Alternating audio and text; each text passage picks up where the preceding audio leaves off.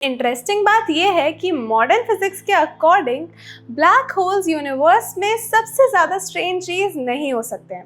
Scientist ने और भी थ्योरेटिकल पॉसिबिलिटीज़ निकाले हैं कि यूनिवर्स में ब्लैक होल से ज़्यादा कई ऑब्जेक्ट स्ट्रेंज हो सकते हैं और आज हम उन्हीं पॉसिबिलिटीज के बारे में डिस्कस करने वाले हैं। Hi guys, this is Kanishka and you are watching the NoCap. सबसे पहले बात करते हैं स्टार्स का एंड होना। जब कोई स्टार अपने फाइनल स्टेज पे होता है तो उसके अंदर का न्यूक्लियर फ्यूल खत्म हो जाता है और उसके बाद ग्रेविटी उसको अंदर से कोलैप्स करना शुरू कर देती है। अगर स्टार का मास बहुत ज्यादा हो तो रिजल्ट होता है ब्लैक होल। लेकिन अगर मास थोड़ा कम हो तो स्टार कोलैप्स होकर न्यूट्रॉन स्टार में कन्वर्ट हो जाता है। न्यूट्रॉन स्टार ऑलरेडी यूनिवर्स में सबसे ज्यादा डेंस ऑब्जेक्ट में से एक माना जाता है। इमेजिन करो, सिर्फ 1 टीस्पून न्यूट्रॉन स्टार का मटेरियल का वेट बिलियंस ऑफ टन्स हो सकता है।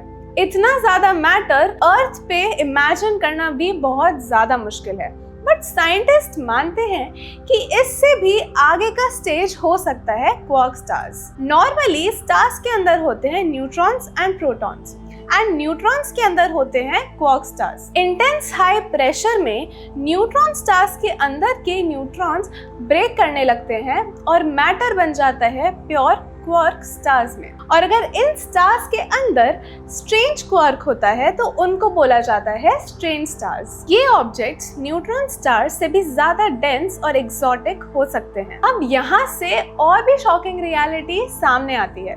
थ्योरीज के अकॉर्डिंग अगर स्ट्रेंज मैटर का छोटा सा पीस भी नॉर्मल मैटर के कांटेक्ट में आता है तो वो नॉर्मल मैटर को स्ट्रेंज मैटर में कन्वर्ट कर देता है, मतलब चेन रिएक्शन शुरू होता है। और थ्योरेटिकली अगर ऐसा कभी हुआ तो हमारी पूरी अर्थ एक स्ट्रेंज मैटर में कन्वर्ट हो सकती है। बट गुड न्यूज ये है कि अभी तक इसका कोई भी एविडेंस नहीं मिला है। बट थ्योरीज ये कहती हैं कि ये बिल्कुल भी इम्पॉसिबल भी नहीं है। यूनिवर्स का एक और बड़ा सीक्रेट है डार्क मैटर। समझा जाता है कि यूनिवर्स का 85% मैटर डार्क मैटर है।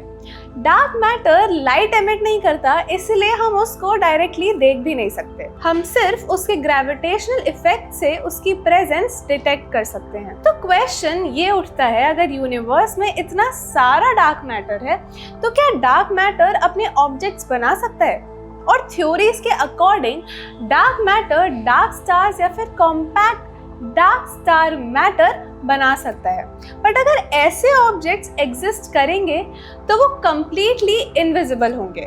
हम बस उनको उनकी ग्रेविटी के थ्रू डिटेक्ट कर पाएंगे। और हो सकता है कि यूनिवर्स में ऐसे डार्क मैटर के ऑब्जेक्ट्स ऑलरेडी एग्जिस्ट करते हों, बट अभी तक उनका कोई भी एविडेंस नहीं मिला है। अब चलते हैं यूनिवर्स के एक बिजार आइडिया की तरफ, कॉस्मिक स्ट्रिंग्स।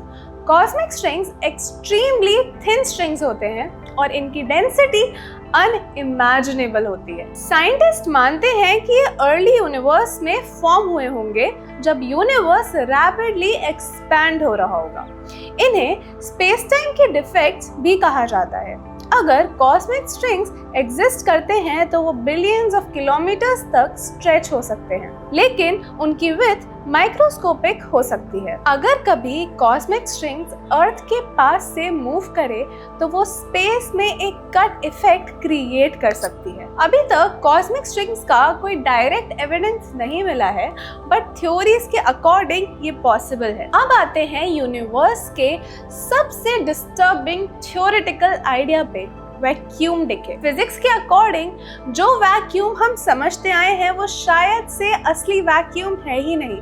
हो सकता है कि वो एक फॉल्स वैक्यूम स्टेट हो। अगर कभी यूनिवर्स लोअर एनर्जी स्टेट में ट्रांजिशन करे तो एक बबल क्रिएट हो सकता है जिसमें फिजिक्स के लॉज कंप्लीटली डिफरेंट होंगे। ये बबल्स लाइट स्पीड से एक्सपैंड करेंगे और जहां से ये बबल्स पास करेंगे वहां से एटम्स, मैटर और फिजिकल लॉज सब कुछ चेंज हो जाएगा। और सबसे सैड बात ये है कि जब ये होगा तो हमें कोई वार्निंग भी नहीं मिलेगी, बट सिंपली सब कुछ चेंज हो जाएगा। लेकिन गुड न्यूज ये है कि साइंटिस्ट मानते हैं कि अगर ऐसा कुछ भी होता है तो उसकी प्रोबेबिलिटी एक्सट्रीमली लो है। यूनिवर्स ऑलरेडी काफी ज्यादा स्ट्रेंज है cosmic strings, dark matters, supernova जैसे फिनोमेना से, बट थियोरेटिकल फिजिक्स ये मानती है कि रियलिटी और भी स्ट्रेंज हो सकती है। Quark stars, neutron stars, dark matter, strange matter, ये सब चीज़ें हमें सिखाती हैं कि यूनिवर्स को हम अब भी